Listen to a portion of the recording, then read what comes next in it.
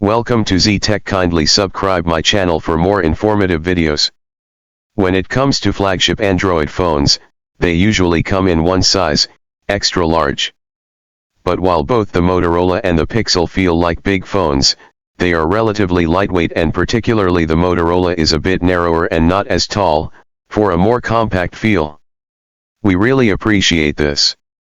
The Edge 40 Pro also has this captivating finish on the back glass, while the Pixel comes in a more traditional glossy glass design.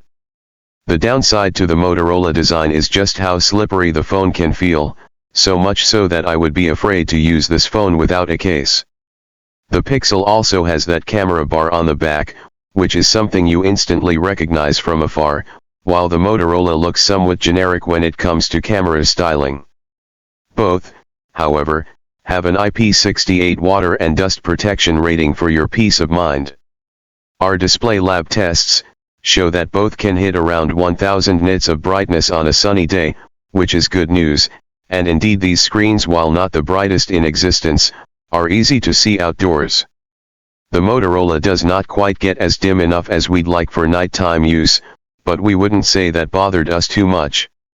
The bigger news is support for a whopping 165 Hz refresh rate on the Motorola, and we were surprised that you could actually tell the difference between 165 Hz and 120 Hz, as the former just appears a tad smoother, not just for gaming, but for scrolling around the UI too. For biometrics, both phones rely on an optical fingerprint scanner embedded in the screen, and the Motorola has the upper hand here. We had no issues with this fingerprint scanner.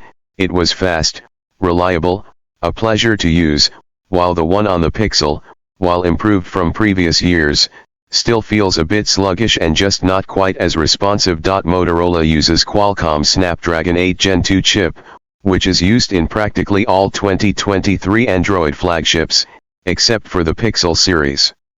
The Pixel 7 Pro bets on an in-house Google Tensor G2 chip, which has a focus on machine learning, but in reality, the Tensor chip is just not as fast as the Qualcomm one, so Motorola definitely has the upper hand when it comes to speed. You can clearly see the massive advantage the Snapdragon chip has over the Tensor in benchmarks.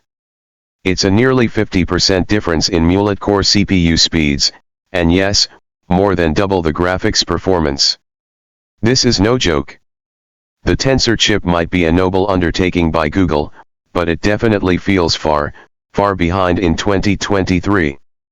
But where Google excels is with software updates.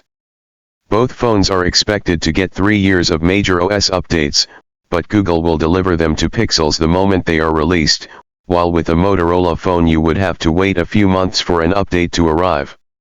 We were really curious if Motorola is able to match up with the proven camera of the Pixel 7 Pro. Both have triple camera systems, so that's one similarity, with the most notable difference being in third, telephoto camera, which is a 2x zoom on the Motorola and a 5x periscope type lens on the Pixel.